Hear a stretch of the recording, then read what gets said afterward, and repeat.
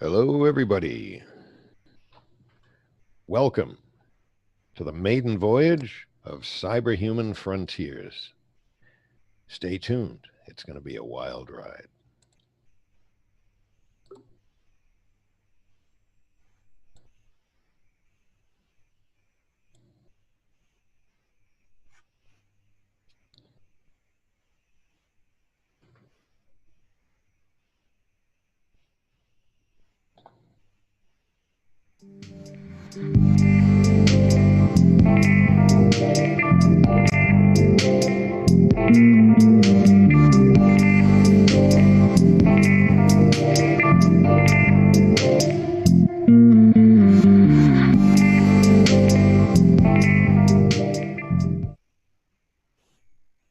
It is July 18th, 2020.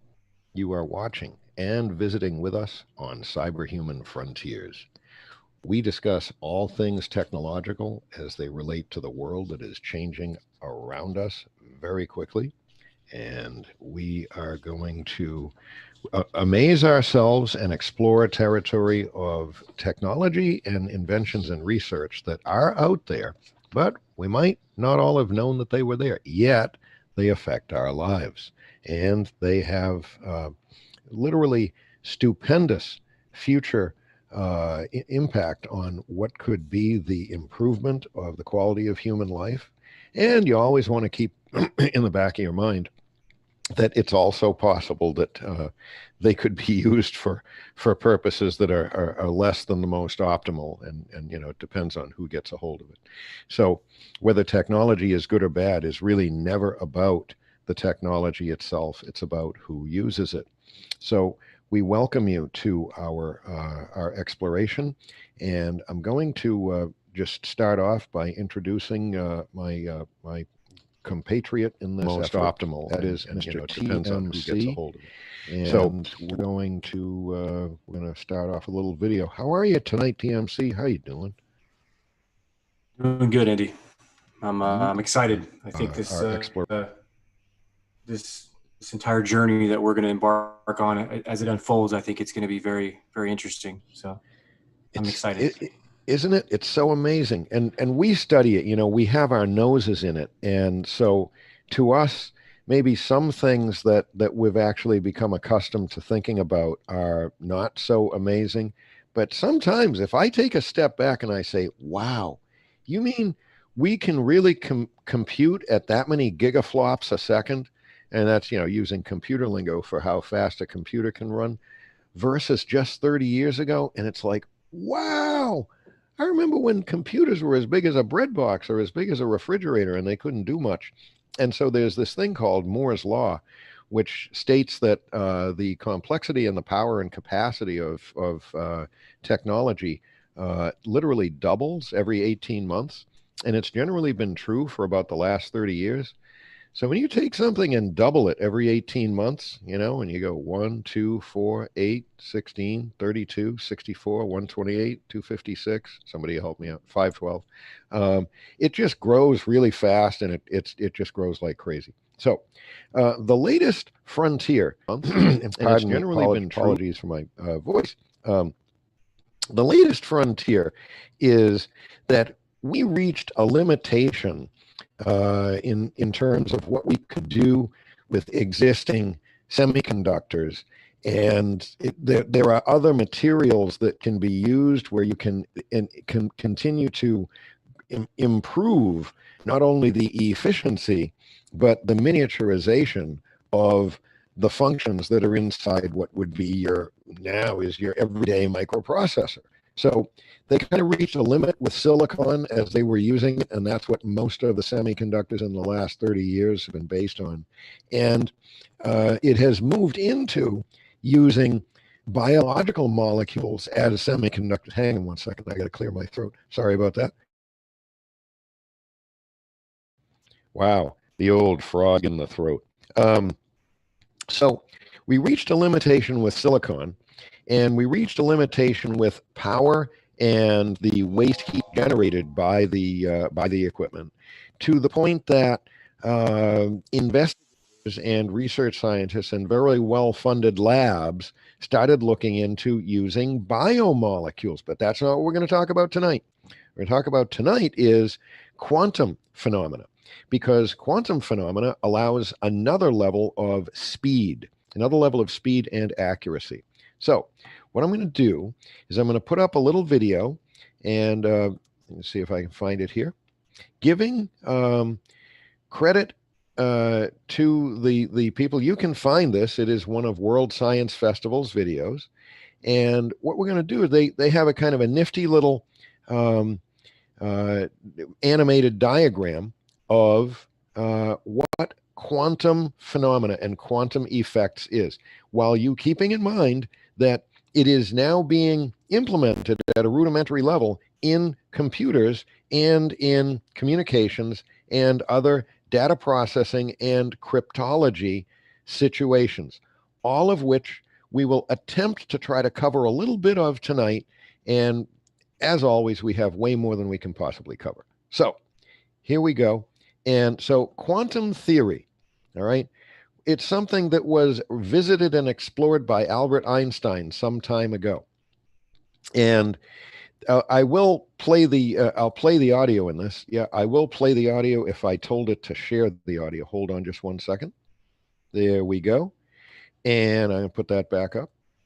So what really happened here is Albert Einstein got to a point with quantum theory, and then he said, but there are some things that I don't like about it.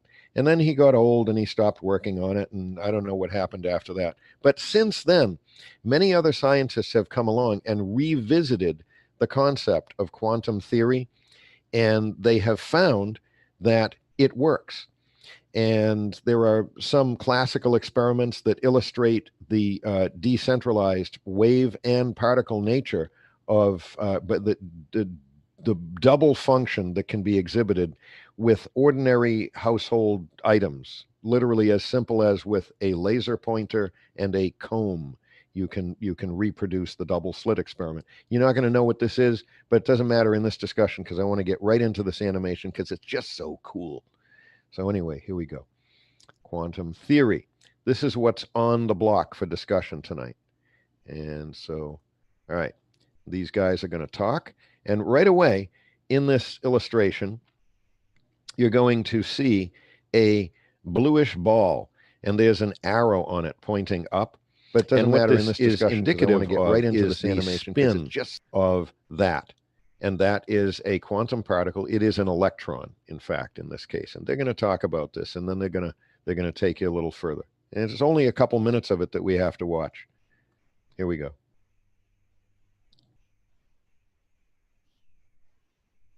Clockwise, you say it's spinning up. If it's clockwise, you say it's spinning. Okay, let me back it up a little bit.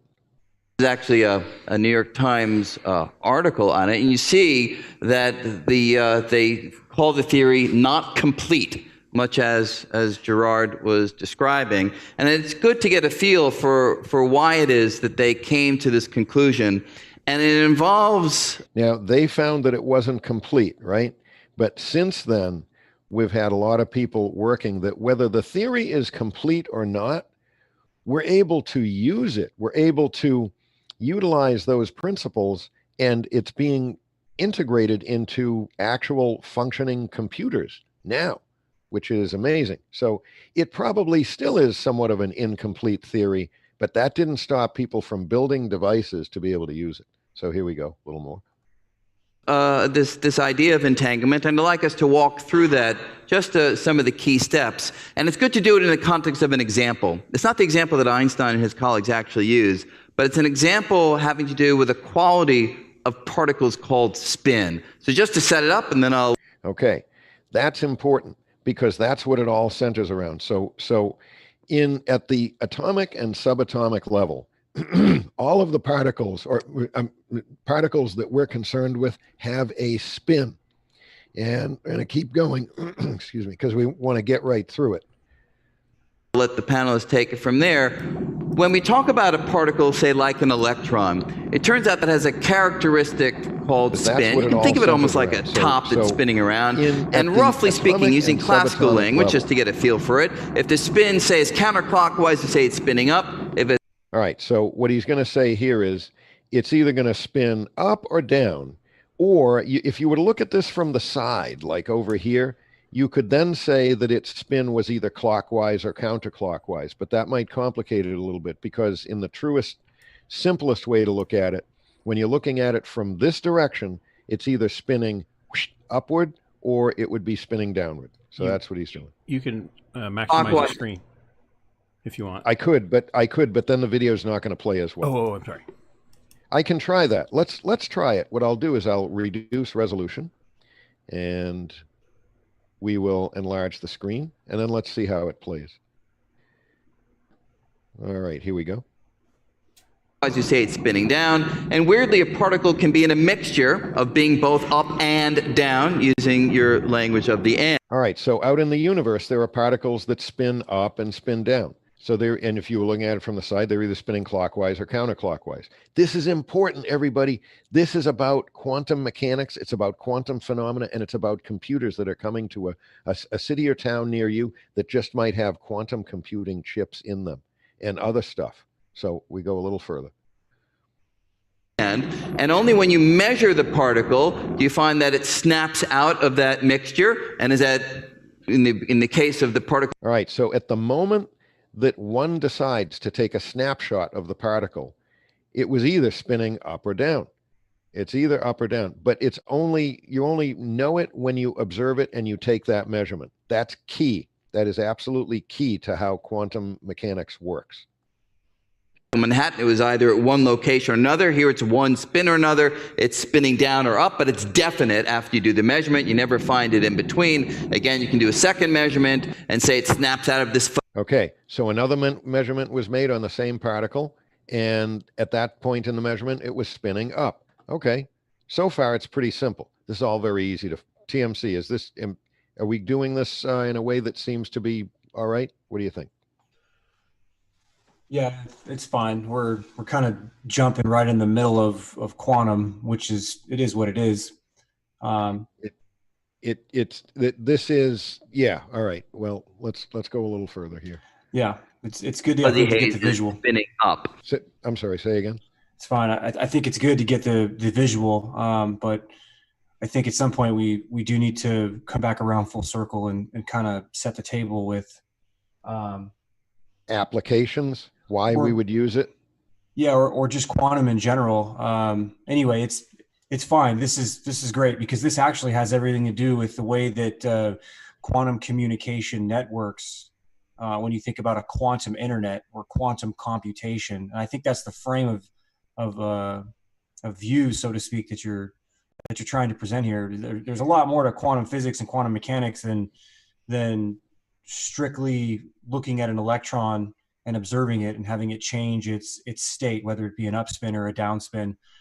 There's a lot more going on. Communication networks from a simple, when you think about a quantum internet perspective, quantum computation. When you look at trying to measure of information, when you're trying to understand at a basic level what it is that you're looking at, this is, I think, a very good example that something that you're looking at has many different values, and based on where you're looking at it and when you look at it, has everything to do with what the value is. And that's what this guy's quantum perspective, quantum computation. When you think of trying to measure, looking at an electron and it's going through its gyrations, its spins, and based on when they look at it, it's changing the information that's being shown to the person. Has many different values. Where the observation point is, and the time at which something is viewed in the quantum field, in the quantum realm, if you will, that has everything to do with what it is that you're actually going to be measuring or reading.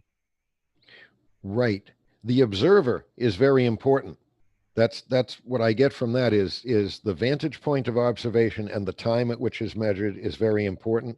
But that doesn't touch so much on the entanglement part, which is where communications get tied into it. And that's what they do a diagram of next. So I think we'll go a little bit further with this. We're doing fine. Yeah. Yeah, there's only about 3 minutes of this hour and a half video that has this nifty illustration in it. But let's go. And that's a quality of a single particle that's well known in quantum physics. But entanglement arises when you don't have one particle, but rather when you have two of them. And here's the weirdness that happens. If you do a measurement in this situation, even though each particle... I'll just let him talk. I wanted to just talk, but I won't. He's going to tell you what to watch for, and it's really cool. Particle is 50% up or 50% down. You'd think they're completely independent, but you can set things up in such a way that when you do a measurement, it's always the case that if the one on the left is up, the one on the right is down. They never are both up or both down. And we can go back to this story again, do another measurement, and they can be as far apart as you want, and you measure it, and you find, say that the... Now, when he says as far apart as you want, you can take that to the bank. These particles, which are very small, but if they were produced from the same source, they came from the same parent, and that causes the entanglement that he's talking about. Now, entanglement is not necessarily an intuitively understandable word. Entanglement would seem to imply that you've got, like a ball of string or extension cord that's all, knotted up. It's not like that. What it is there's a linkage. There is a linkage.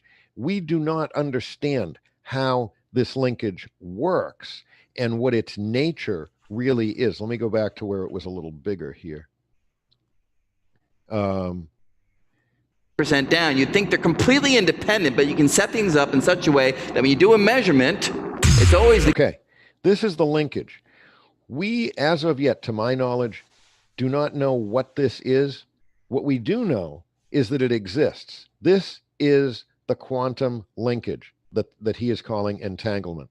And the rule is 100% that when we measure this particle, and we have measured it to have a spin of up, or clockwise if you wanted to say it, we will know with 100% certainty, because of this quantum effect, that its mating particle has a spin of down.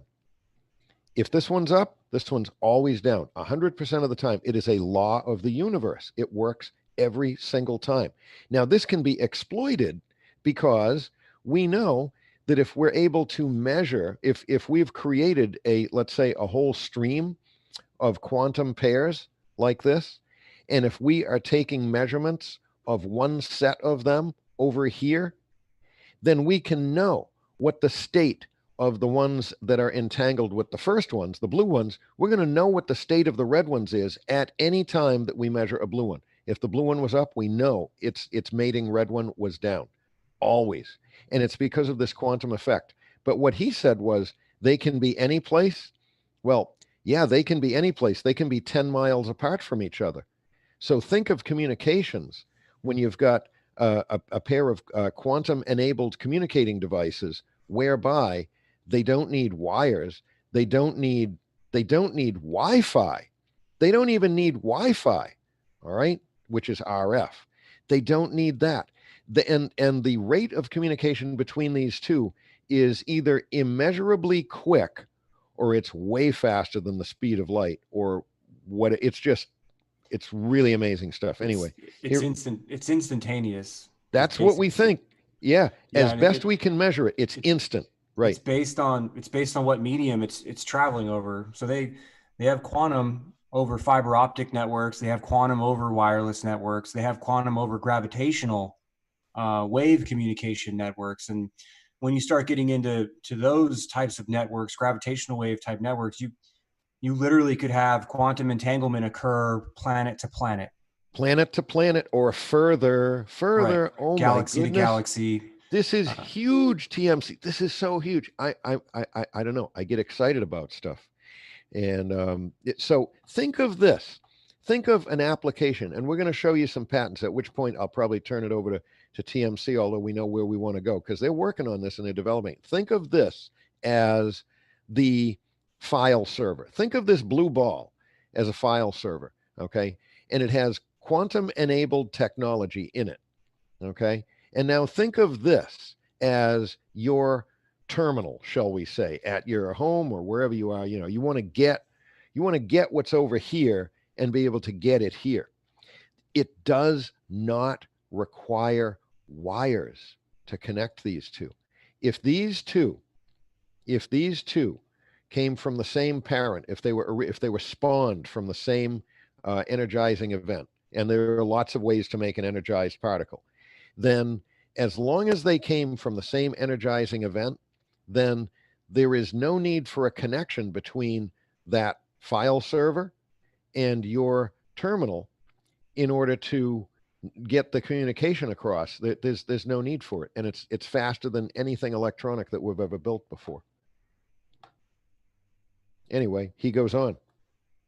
Case that if the one on the left is up, the one on the right is down. They never are both up or both down. And we can go back to this story again, do another measurement, and they can be as far apart as you want, and you measure it, and you find, say, that the left one is down and the right one is up. So they're kind of locked together by a quantum connection, quantum entanglement, which just graphically we're representing by this little yellow line over here. Now, Gerard was talking about incompleteness of quantum mechanics. What was Einstein's view of what was going on? Now, this is the part of it that we don't need to get into. This is a really interesting video, and we will at some point disseminate this to you, all of our viewers. It's not just us. We're kind of in a group exploration here of absolutely amazing things, this being one of them. But now we can get into the next part of our discussion. So knowing what quantum effects are, knowing that they do not need to be restricted by the laws of distance or the speed of electronics, which is the speed of light, which is 186,000 miles per second. Is it meters per second or miles per second? It's a lot. It's meters, I think. Yeah. Is it meters? Well, there are two different values. The 186, I think, is miles. There's another value that's meters, as a matter of fact. Yep. It's really fast, but the thing is, quantum is even faster. So now, now, just FYI, if you want to go and search out this video, you can. It was from World Science Festival. Thank you very much, World Science Festival, for letting us feature a little bit of your content here. It is all in the interests of helping to spread education. But these guys are going to go on now, and they're going to get into the disagreement between Einstein and the more modern physicists. So we don't need to get into that because I really just wanted to capture that. So anyway, next thing is, let me find the next thing I'm going to bring up here, and it'll just take me a second. Any comments or questions from anybody? Yeah, I'd like to, if we're going to continue with graphics, and before we get into some of the patents, I had a quick the question. video that Chris has. Okay. I had a quick question. Cool. Yes, Yeah. sir. Is there a time that you could ever get an answer to a question before you asked it? Is it ever going to go faster than? Not that we know of. See what I'm saying? Yeah, I do. Okay. Very good question. I don't think it can do that. TMC, what do you think? By the way, we're only pondering now. What do you think, TMC? I think it is possible, but I don't think it's possible relative to our understanding of time. Because if the information field is existing and it's already here, and we're just pulling information out of the field, and we're doing so based on our perception of time, then you could argue from a philosophical perspective that the answer was already there. And the only reason why it becomes after we ask the question is because we haven't accessed the field yet for the answer, but the answer is already there, which gives rise to this whole idea of quantum in the first place, in that the quantum field is, and for lack of a better theme or term, it's an all-encompassing field that we're pulling information out of in one form or another. And I don't mean ones and zeros. I'm talking like energy in its raw form that when it's looked at or when it's accessed becomes something. Could That's be a exactly one or a zero. It could be an electron. It could be anything. And it's all really stemming from this 0 point field. And that's kind of dances around this idea of 0 point energy, which is, it's just one of the things that exist in this fabric that is all around us that's basically invisible that we're working on trying to tap into. And the quantum field is just that. And so instantaneous communication, you know, if it's instantaneous, does that mean that there is a beginning and an end, or was it already there? And are we just Yep. having the perception of having a beginning and an end because we're So actually observing it at the time, or was it always already there to begin with? TMC, I have a different answer that is in complete agreement with you. And I think that it's a further nuance to give both of our thoughts to Chris, which is that when we look at these these quantum effects of these entangled particles, what it's doing is it is illustrating and confirming for us that there is some other dimensionality that is not part of our classical physics. And classical physics is, standard vectors and force and rates of speed, quantified, measured, like the speed of light, and some of those quantities of weight, speed, velocity, and all those things that know to we know those to exhibit themselves in this physical world that we're living in. But what we have in front of us when we observe and can repeatedly observe quantum phenomena that they go beyond what our classical rules of physics are, then what we then say is, if this is possible, then it suggests that there is a quantum field, just to TMC's point, as he said, from which the information is either connected to or that we are pulling our observation out of. And those particles and their communications don't obey time. They don't obey time. They also don't obey the laws of distance, and it takes so long to get there. No, they don't obey those. So if those can break the rules of our three-dimensional reality, then my answer to your question, which is in 100% agreement with TMC, is that there is a fabric, a deeper or further or higher fabric of all of that relatedness of things, that we would be able to see something that didn't obey the law of time, us looking at the watch, tick, tick, tick, tick, tick, and you have to wait until it's 5 seconds went by before you know what it is. No, it was already there. We, in our world, have to wait for those 5 seconds to go by to see it. But if we if we are able to perceive into the quantum world, then we will no longer have to obey the laws of time to get the answers that we're looking for. Did that make any sense at all? Yeah. I have a thought. Yes. Thanks. If this breaks the law of time and stuff like that, what are the effects physiologically on the human body? Is this something that we can predict, or It's all good. are we sure about that? Because they're trying to tell us now that G5 it's okay, you'll be okay. But well, it's all good, Jax, because in one realm, if we relegate ourselves to the physical world, and if at the same time we know that there are aspects of the ultimate reality that we live in that we can't see, that are that live in the quantum world, then that not only can do bad things for us, but also can do good things for us. In other words, it suggests that we have greater capabilities than we know about, as we are here trapped in this 3D world of classical physics. So it's both. It ultimately is not a bad thing. It is ultimately, knowledge is always power, right?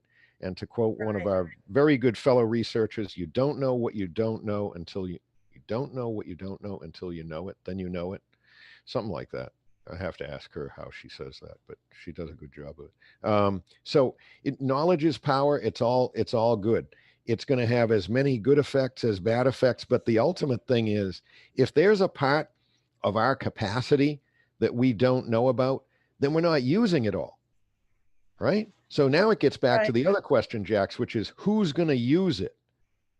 And are they going to use it on you? Right. And in are you going to use it on them? And in what way are they going to use it? Yep. So, to this point, there are devices that are being built here, and I was going to find the tabs because I got them here. Devices that are being built now, which utilize, and they're small solid state devices. And let me find my page. Okay, I found it. Let me just get the thing loaded. And here it is. I'm going to go to page 17. And this is a US patent, and it's not even new. This is what they were doing 16 years ago. And as I can see, you're not seeing the share because I didn't put the share up. Goodness gracious. We're all a team. We all work together. All right. So April 27th, 2004. Now, this might not be readily apparent what this is. Quantum dot photon turnstile device. What this thing is in simple terminology, and let me go to page 17. And they got all sorts of nifty little pictures in here. I'll show you some of them. It's all crazy, geeky, physics type stuff. Look at all these diagrams and, all this stuff. But I want to go to the summary. All right. They're showing the measurements of how this device works. In short terms, what this, okay, here's a good place right here. We have a device which has been constructed, which is made and capable of spitting out pairs of quantum particles. It's capable of spitting out entangled particles, and then you're going to use them for what you want to use them for after it has spit them out. But this is a device that has been built to deliver. It's a little factory, a semiconductor factory of quantum particles. So now let me go to page 17. Get all these crazy diagrams here. 18, 17. Okay.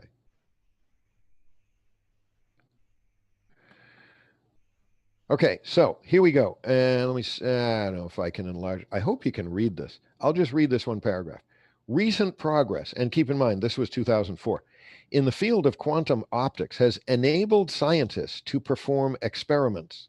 This is like with actual stuff on a lab bench that test the fundamental principles of quantum mechanics, which were previously only possible through thought experiments, i.e., mathematical experiments. Furthermore, scientists have come to realize that those principles can be exploited technologically. All right. Now, the technological exploitation of it is this patented device, this quantum dot photon turnstile factory of producing quantum entangled particles. So now, again, this was long ago, and they write, for example, there is growing interest in the new fields of quantum cryptography, quantum teleportation, and quantum computing. These experiments require that a quantum system be prepared in a well-defined state. Now, I'm going to get a video link that Chris is going to put up. I'm going to take this share down, and I don't know if I gave it to you yet, Chris, because I think I might have given you the wrong link. So there's someone who talks in plain speak today about what this could mean to you, to us in our world, the impact of it. And let me just look and find it. World Science Festival. No, not that one. Okay. That's not it. It's the one. It's the one that TMC sent me. And should be a Twitter link. Right. I'll find it in 1 second. Just give me a second here. I do have it. So it really is fantastical stuff. And I can say that over and over again, and you guys are just going to say, everybody listening is just going to say, oh, okay, he's just all fascinated by this. But the reality of it is it can be applied in communications, in cryptography, in teleportation. Here comes the link now, Chris. Copy. It can be applied in teleportation of either information or even perhaps physical objects. The limits are a new frontier. And isn't that the title of this show? Frontiers and Cyberhuman Frontiers? Yeah, just saying. It's an amazing new world that we're living in. So, yeah, Chris, if you can get that to play. We are up and running. Okay. Hit it.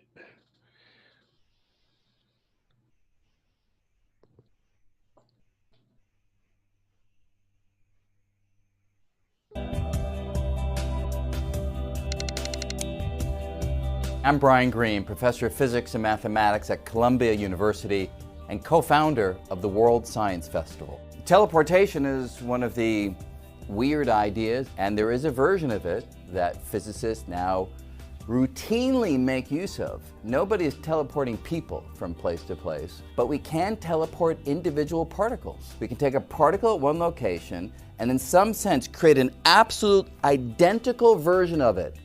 Exactly the same properties, exactly the same quantum state, if you let me be a little technical. And that means, in essence, you've gone from a particle that was here to one over here. And in fact, the process itself destroys the particle over here. So the only version of this particle that exists when this process is over is the one that's been created at this location. And people do this. There's very, very smart physicist, Anton Zeilinger. He routinely teleports particles from Tenerife to La Palma. It's an amazing thing that you can actually do this. The big question, of course, is will you ever teleport big things like people? And the procedures that are used for individual particles simply do not scale. You cannot simply scale them up to do more and more particles, I don't think. But who knows, 500, 1,000 years from now, maybe we'll have something on the table that we can try out. If it happens in our lifetime, I can tell you one thing for certain.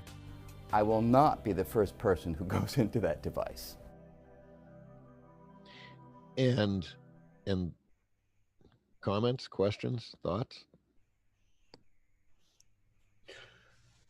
This, I guess, from a layman's point of view, this would be very useful for encrypted communications. And when you look at the applications of this riding on top of like a blockchain type of a network. Yep.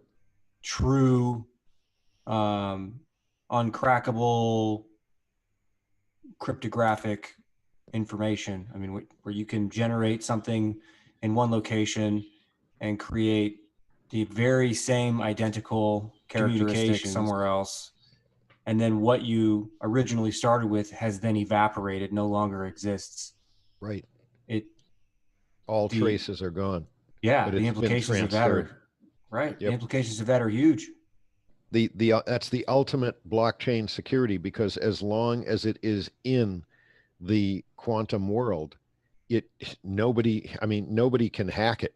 It's unhackable as long as it's in the quantum world. The only time is once it's at the target and it goes back to being stored on one of a classical version of one of our computers, shall we say, then it could be hacked. But in the transmission process, completely unhackable. And I might add, it's instantaneous. It's instantaneous. It's close. Yeah, it's close to instantaneous in its purest sense it is. But when I think when it's transmitted over what we understand as modern communication networks, fiber, it still obeys the speed of light.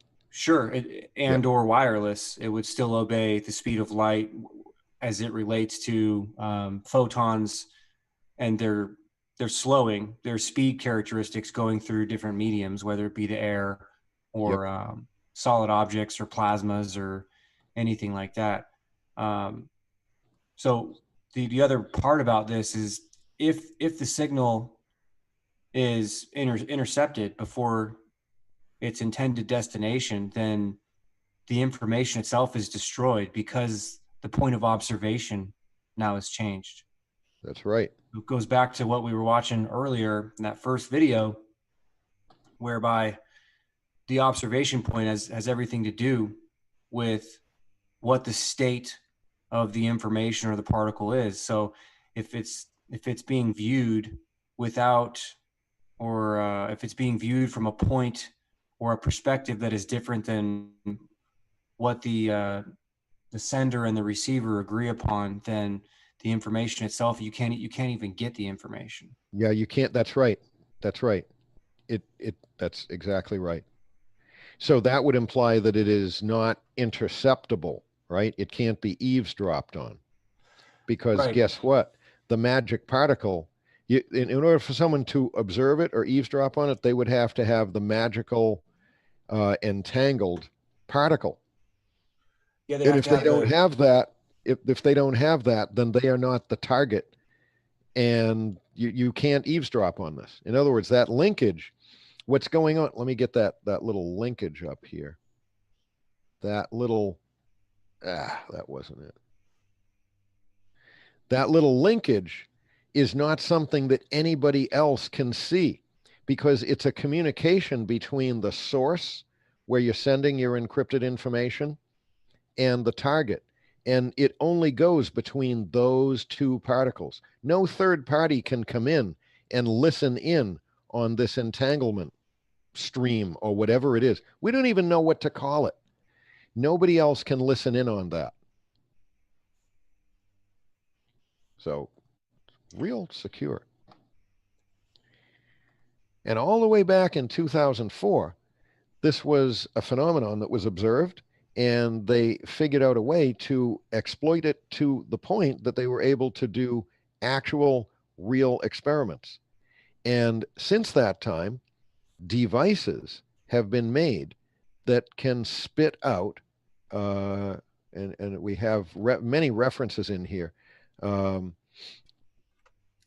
Let's see, photon trains and lasing, the periodically pumped quantum dot. And let's see, then it was, I had also a reference on this page. No, it was on the next page. Let's go to page 18.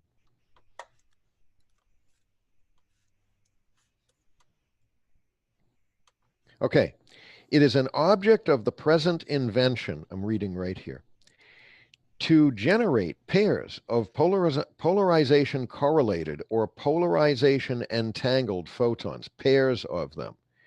And so the pairs refer to that other diagram where there's the two of them there. Okay. And having a high, to provide a quantum dot photon turnstile, having a high probability of escape for the generated photons. It is a further object of the invention to provide quantum dot turnstile device that exhibits low production of non-regulated photons. So they're trying to optimize the device that they built so that it's producing as many of these entangled particles as possible and as few rogue photons, shall we say. And that maximizes the effectiveness of this semiconductor that they've been designing. And then they go into a lot of technical stuff about how it works, and it has to do with electrons and holes optimize the device in the medium of the semiconductor that they're building, and they talk about all that. We don't need to get into that too much. The takeaway from this is that way back when, 16 years ago, they were starting to work on this, and right up to the present, there are people who recognized the implications of this relative to, whoa, went too far, page 17, relative to the new field of quantum cryptography, quantum teleportation. I'm reading right here, not there, here, reading right here. Quantum teleportation and quantum cryptography. And as that moderator of the World Science Festival indicated, there are scientists using this and doing it all the time now. And it's now a matter of engineering and just making it work better and better and make it smaller and smaller, and deploying it in other associated devices to use these principles. And I have another patent that we can go over, but we don't have to right now. We can stop and discuss a little bit, but I'll get it loaded. And let's see here. Take a look at this one. And all right. Now, this one. I'm going to put this up, and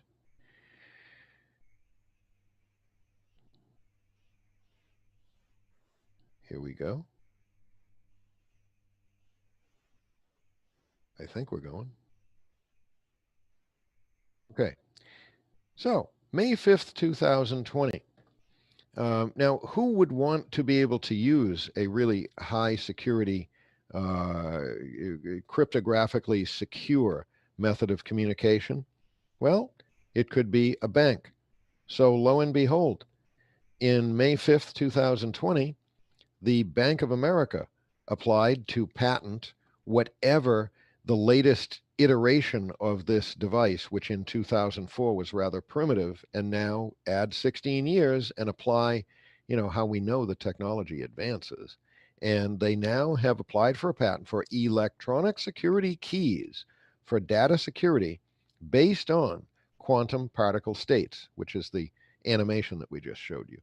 Now, in here, TMC, is there any particular place that you'd want to go in this? This is kind of showing a block diagram of how they would implement it, and they would have, I guess at one point you would have either the servlet or the applet or the server and the target computer wherever you're communicating. So you'd have that, and you've got a quantum communication taking place between the two of them by way of using these devices at this computer, and then using using fiber optic cable or whatever other kind of cable, even Wi-Fi would work, to transfer that quantum information to a quantum receiving device over at this machine. And what transfers over your fiber or your Wi-Fi is something that nobody could ever know what it is unless they are the receiver that is paired with this device at the other end. And in this diagram of it, it's two computers. And then they complicate it a little bit more with a distributed network up above, because they've got two localized here. But now you can put it up on the network, and you could have a whole slew of computers that all are waiting to receive a quantum packet, if you will, and or waiting to transmit quantum packets. And so you can have a lot of computers on a network, whether it be wired, wireless, or anything else, which could be exploiting this quantum effect. And so anyway, that was that one. And the implications are really kind of huge. There's another diagram, but it's sideways. It's the same diagram, it's just a little bigger. And a lot of diagrams in this patent. Okay. So this particular one, the present invention related to data security, and more specifically, ensuring secure communication of a message that is for quantum level encrypted data by changing the particle state of a quantum level encrypted message in response to tampering with the message. I don't understand that. Let's see here. What do they mean by that? Probably ensuring not tampering. Yeah, quantum level encryption is just it's a measurement of encryption. It's a grade of encryption. It's nothing more than. What they go on here. While quantum computing is a burgeoning technology, its use is foreseen to grow in the near future as a means for solving complex problems more efficiently. The complex problem being just protecting sensitive data and having it encrypted in a really, really strong way. And it's very strong encryption. And there's absolutely no comparison between this and what we've been using in recent years, such as 256-bit encryption. This totally blows that away. So it opens the door for there being able to be secure communication of value on the blockchain as relates to, for example, cryptocurrency and the non-hackability of your private keys, for example. It can make that much more secure so that they would not be able to be hacked by a third party with nefarious intent. So anyway, I think that my big takeaway from this is, look who's interested in it and why, because they know that it works. It's been proven to work, and they can see the need for better security. Any other thoughts here? I've got one more that I would put up too. And maybe you might want to put something up, TMC. I had a little thought. Yeah, go ahead, Chris. Yeah. I wanted to create a decentralized quantum network with a free cop. With what? The What was that frequency, word? the Precog. frequency hop, to make it more difficult. Just saying. Yeah. You wouldn't really need it. I don't think you need it. Exactly. If you go to the Verizon patent, it talks about using more than frequency to I'm getting it now. to understand the quantum, or to transmit quantum information. So they're able to look at the frequency, the amplitude, the polarity or the polarization, basically the way that information is modulated wirelessly. They can understand the quantum state based on all those characteristics combined, and then they can therefore understand if it's been intercepted before its intended location. And they build in margins, so if it's less than 15% corrupt from the time it's sent to where it's received, then it's considered a clean communication link. And the sensitivity with which this has to happen is so delicate and precise that it gives one moment to pause as it relates to just how sensitive these wireless networks are.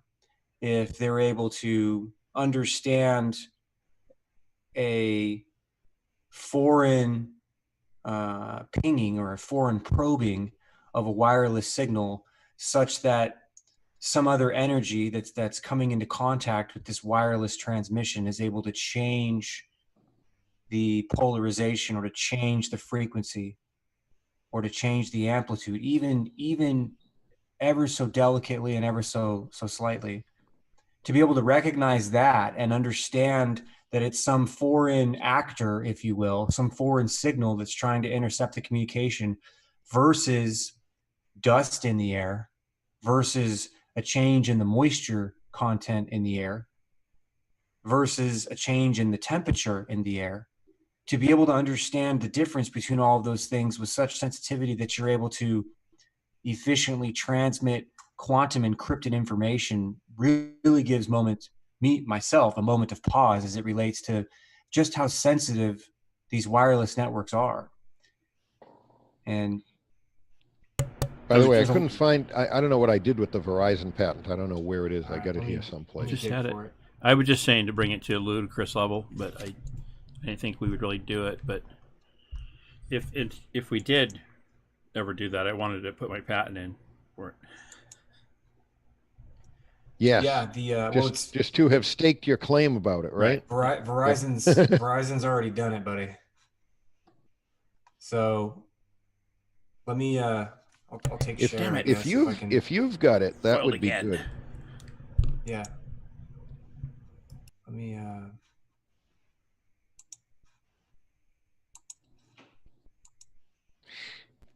All right. So it's right here. So what this says here is it's a large-scale quantum cryptographic key distribution network from Verizon. Oh, I had that. Yeah, I just didn't know what the title. Okay, got it. Yep, good. You've got it up now. Thank you. Mm-hmm. So this was filed in 2006. So this went into the public domain in 2006, meaning it's likely that this has been happening. This technology has been available. Developing. Mm-hmm. Well, it's been available prior to 2006. The fact that it reaches the public sphere, 2006, it was published in 2008, means that it's a viable solution, and it's been approved for commercial applications. Right? There's a lot going on there with respect to how. The question that comes to mind for me is how long has this technology been available before it's been brought into the public sphere, when we want to talk about quantum? Click on that left-hand image, the one all the way to the left. Yeah, that one. That's kind of gives an idea of how it would be employed in. We use satellites for a lot now. We have both a land and a satellite network, but they would be using these quantum encrypted I don't even know if you'd call. I think you would call it some sort of a packet of information, Yeah, and it's just an encryption key. So you send the information, but it's sent in a raw energy form, and the right combination of energy, the right frequency, the right angle at which the energy is sent, the right power, the right pulse, I think you would the call it right some sort everything of a has to packet be of info. there at the right time, which is another critical piece Yep. for the quantum key, if you will, to work properly. So you can send this information, you can blast this information out, and it means nothing. And it says in either the Bank of America or in this one, I don't remember. It says that it literally is sent out over the network, and it can ride on public networks, and until it gets to the right place at the right time with that particular device having the appropriate key. Only then will the information be read. So it literally can ride on what they call something similar is like an over the top service where it's using existing infrastructure. And in this case, we're looking at a satellite to land based communications network that it just sits there quietly and it's running the whole time. And the only one that can see it is the device, if you will, the end user node, the node that has the right key with the right timing sequence. And you're talking about timing sequences down in like the picoseconds. If you go to page 17, you will find that in the paragraph that starts off with to combat, and we don't need to read the to combat part, but all they're doing is they're just showing the flaws in the, yeah. Now, halfway down in that, what they began to say was that it's next sentence in, quantum cryptography employs quantum systems and applicable fundamental principles of physics to ensure the security of distributed keys. So that is why they're doing it, I guess. And then the last sentence, which is second, I think it is the last sentence. Quantum cryptography, therefore, prevents an eavesdropper from copying or intercepting a key that has been distributed from, let's say, Alice to Bob. All right. And so it prevents any tampering or hacking into it. And that's why it's really good. Because right now, yeah, go ahead. I was going to say this paragraph really does explain what the guy was talking about in that video. He's saying here that Heisenberg's uncertainty principle, which is it's a quantum mechanics rule that you learn. It's just a math function, basically. It mandates that any attempt to observe the state of a quantum system will necessarily induce a change, meaning that where you observe it or any attempt to observe it, the observation itself changes the characteristics of the quantum system. And so because of that known principle, if the observation is not at the right place at the right time in the right way, then the information is fundamentally destroyed because the observation that is unauthorized changes the characteristics of the information that's being sent in a quantum network. Yep, because that eavesdropper was neither Alice nor Bob in this example. Right. And so what Alice and Bob notice is that Alice says to Bob, hey, I didn't get your information. And so then they know that it was tampered with, but they also know that nobody got the information as it was intended to be sent, because they couldn't have. In this patent, there's a, I think they talk about, they provide an example of like a 15% dropout rate, so to speak. And so it would continue to transmit and not be considered a corrupt or a hacked connection if 85% or better of the information was received. And that's part of the measurements and diagnostics for the quality of service for that connection for the security of that connection. But it doesn't affect the security. It only affects QoS. But no, it would affect the security, because if the information if the attempt to eavesdrop on the information is there, that is in fact a security breach. Well, yes. It doesn't mean that they're getting the information. It just means that there's a breach. Yep. that Right. there's an attempt. And so it's a varying, it's a degree of a security breach. You're not actually necessarily becoming compromised, but what's happening there is, what it would ultimately mean is that if you were reliant upon a quantum network to send information and you weren't getting a high enough throughput, 85% or better, you're no longer talking at that point, because the information is being hacked. It's being destroyed, I should say, Right. not Being hacked. It's destroyed. being destroyed Exactly. before it gets to its destination. So you would have to change characteristics or change the routing path in order to get away from whatever the foreign signal was that was corrupting your information feed. So when we Right. look at, like Chris, to your point, frequency hopping, that's a very commonly understood example for how signals were encrypted for radio traffic in the military, and Right. that's like Vietnam era, Right. standard issue, like a Singar's radio.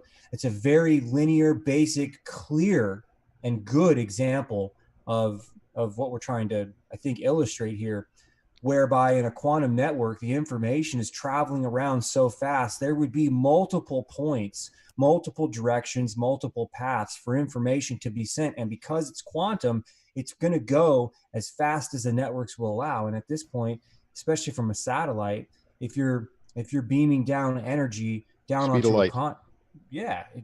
so you would have energy going out to other satellites in a constellation around the globe. You would also have satellite energy beaming down to continents. So to reroute traffic, it would be basically instantaneous. And that's where the AI piece comes in, and algorithms and software. So as soon as you saw an interruption of your signal that was drastic enough, it would automatically reroute the signal and find a new path to get there. And when you think about cyber command and cyber war with these types of systems, you would need a clean signal and a clean direction and a clean path, or some form of energy transmission that is not able to be interfered with, right? In order to maintain clean, stable, high speed, reliable um, communications in a quantum realm. Mm-hmm. And so there's a lot going on there when you start looking at going through what is cybersecurity look like, what does cyber command look like on a quantum network, because it'd be very easy to just point a directed energy beam, basically a phased array antenna like a cell tower, pointed up in the direction of a satellite, and you can interrupt a quantum signal beaming down. It would just be a signal interrupter.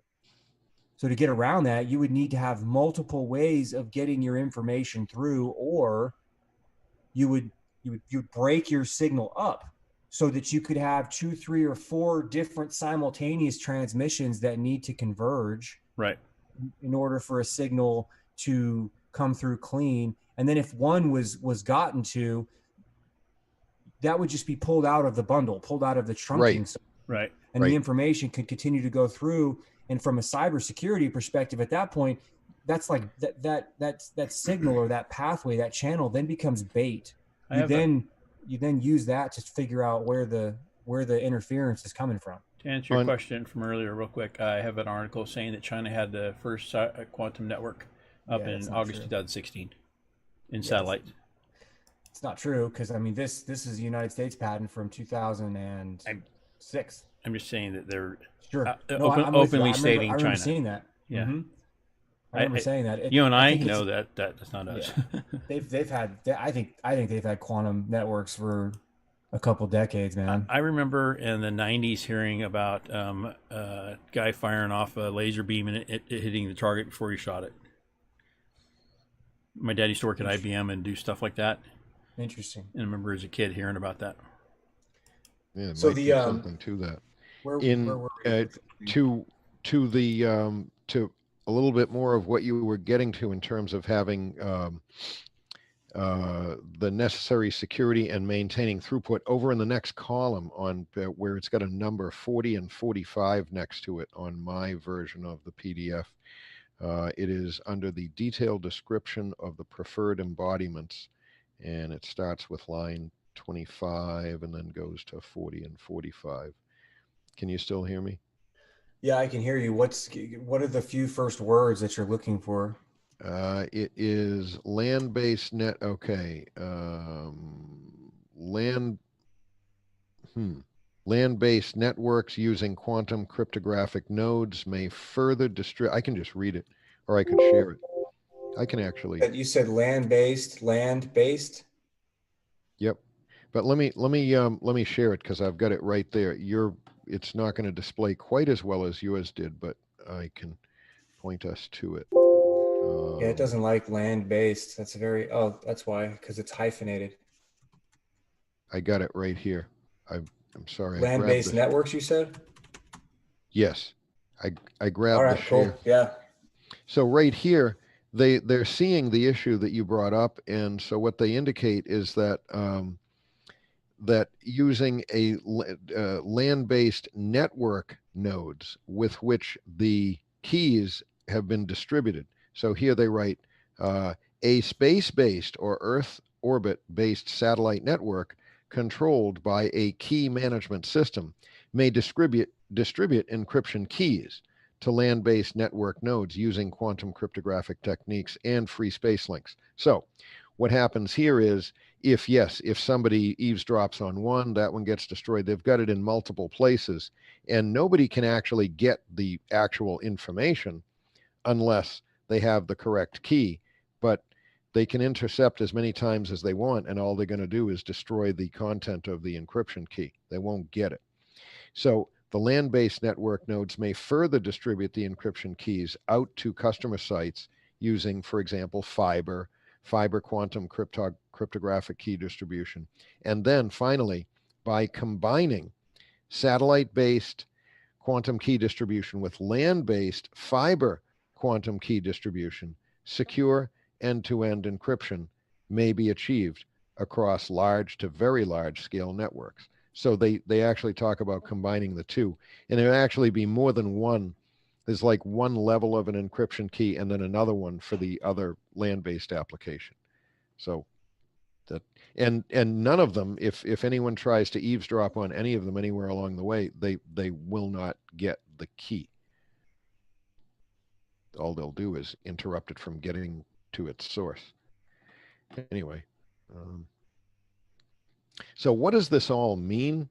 It means that well, organizations that know that security is an issue have worked on this, and they have decided that this is a level that we need to get to, because I think that there is a lot of hacking. There is a lot of insecurity on networks of the more classical nature based on the previous technology. So they're working on it, and they'll just keep improving it. And I think we're going to reach a point that we're going to want to start to wrap up on our show here for tonight, but not quite yet. Last thoughts or any last shares that anybody might have on cyberhuman frontiers? There's a whole area, there's a whole area of just communications and computer communications that we will survey, and that's this one and other associated topics. But we will, under the umbrella of cyberhuman frontiers, there's a whole range of technology as it affects, as it can be implemented with an actual organism, like a human being, like you or me. These are all areas of discussion that we're going to get into and show you the latest of the inventions and the latest of the applications thereof, and how far they've come with the technology and what it means to you. Well, to that point, I mean, why did we even talk about quantum today? And we barely scratched the surface. We're going to have to do more in depth as time goes on. But the reason this is applicable is because at the nanoscale, at the cellular scale, at the DNA scale, at the nanotech scale, synthetic nanotech scale, quantum principles apply. So yes, when you tie the pieces together, the nanoscale networks of today and tomorrow are going to function in and on a quantum network, on a quantum plane. So what we're going to see constructed around us, what we are seeing constructed around us, is a wireless network that's going to make available very high speed connectivity where we can watch incredibly high definition video, become immersed in augmented reality and virtual reality, have advanced forms of telemedicine, all of the things that a lot of us are seeing through the commercialization of the rollout of 5G, basically. And the consumerization of it too, both. That's the part where the public pays for it. The other part that goes along with these networks is the fact that we are literally constructing the hardware for the quantum networks of tomorrow, and they are being constructed wirelessly. And when we start looking at things like surface acoustic waves and being able to resonate computer chips and or communicate with electronics through unconventional mechanisms, through resonance, through vibrations, and being able to Such convert as energies from electricity to sound or vice versa. There are many ways that you can hand off a quantum connection over the networks that we understand as current wireless and current wireline infrastructure. And so this all ties into the Internet of Things, smart connected cities, and ultimately the integration of humans into and onto the internet, because at the cellular level and the nanotech that interfaces at the cellular level, whether it be synthetic biotechnology, genetic manipulation, and or the nanotechnology that Charles Lieber, for example, was working on, nano-sized transistors that fit inside of cells, that upwards of 50 to 100 little pieces of nanotech can sit inside of a cell, something like a neuron. Right. They communicate and talk in this quantum realm at the quantum scale. And so these networks that we're constructing have a lot more to do with the future of our reality and our place in this universe, in this existence, than just giving us, very high speed video to our phones.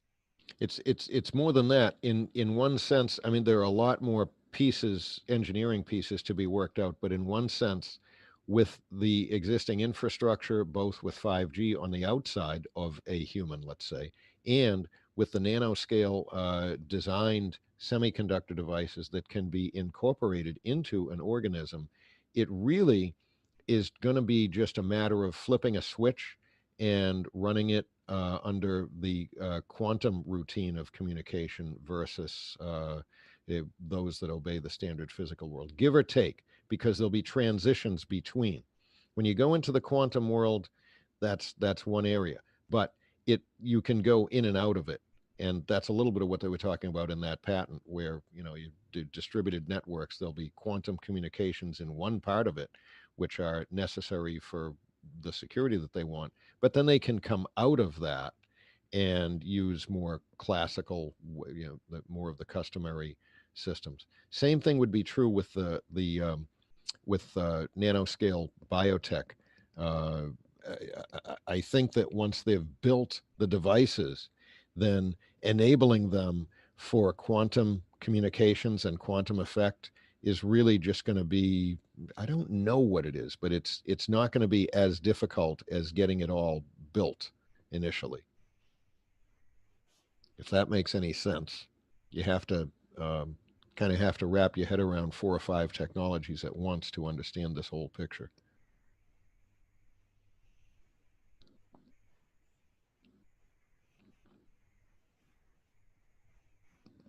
We did find some information, and we'll dig it up again because we're going to, by necessity, we need to keep reviewing the foundations in order to be able to go forward and have a good understanding of how we got there.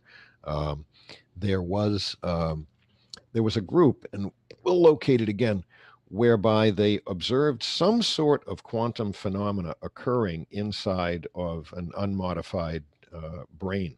I don't know how they did that, but that thought with a quantum phenomenon effect was postulated and I believe observed. Can't bring that to you right now because we got to dig it back up again. But that I didn't imagine it. That was out there. All right, guys, we're almost at a wrap here for this thing. What do you think? Wrap it? Wrap it, put a bow. Sure. Wrap it up for the day. Okay, so you are participating in Cyberhuman Frontiers, and it's really quite an amazing world that we're living in here. And I'm going to we have a new little thing. I'm going to try to run that as our exit for the day. And I want to thank you all for joining us. And want to see you next time. And we will make sure that you have a way to be able to participate and subscribe and follow along with us and bring your comments, thoughts, and questions into the discussion, because we will go to work answering those things and bringing your even your sci-fi thoughts for the future. It's, because so much of science fiction has come true over science fiction that was written 30 years ago. So much of it has come true today. So here we are, July 18th, 2020. It is a brave new world. We're living in amazing times, and what the future is going to unfold for us sure is going to be amazing. We're going to want to know as much about it as we can, especially when it can impact our own lives and those of our families. And we are intent on this. So thank you for joining us tonight. We'll see you again. And please give us a like and share and subscribe to our YouTube channel. And we're going to keep bringing it and keep amazing ourselves and hopefully you too along the way. So good night, everybody.